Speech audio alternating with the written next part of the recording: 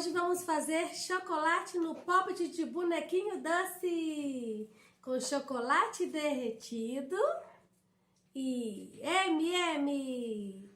Mas antes de tudo, se inscreva no canal para não perder nenhum vídeo legal e deixe sua curtida.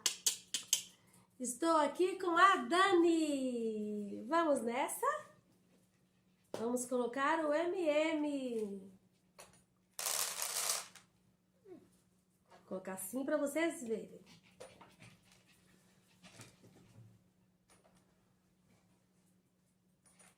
Olha o tamanho certinho. Vermelho.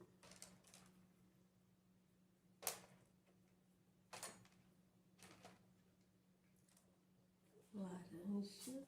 Acho que eu pus o verde na amarela, mas tudo bem.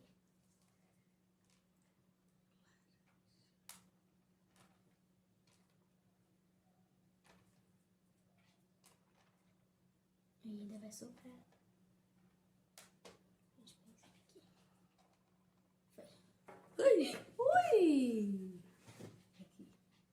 E aqui está o M&M em cada buraquinho.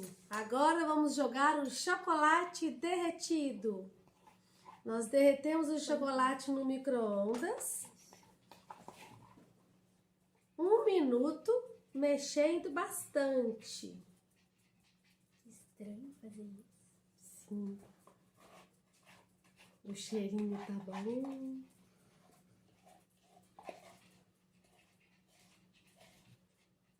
Estou espalhando com a colher.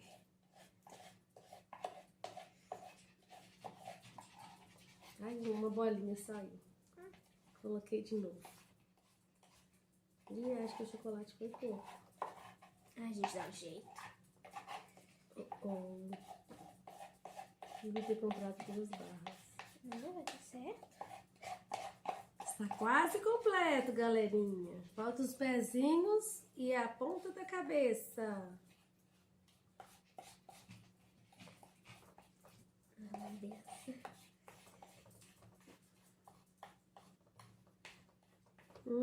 Que delícia!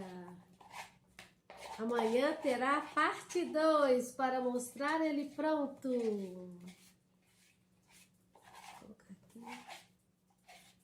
Tirar um pouquinho daqui, colocar aqui. Ideal é com 2 barras de chocolate. Estamos fazendo com uma só, mas com 2 barras vai até sobrar chocolate.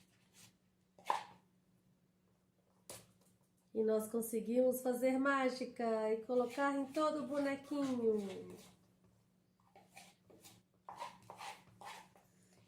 Foi. Foi! Muito bem, Dani! E aqui está o nosso bonequinho que pingou na mesa. Vamos levá-lo ao congelador e amanhã mostraremos para você o resultado.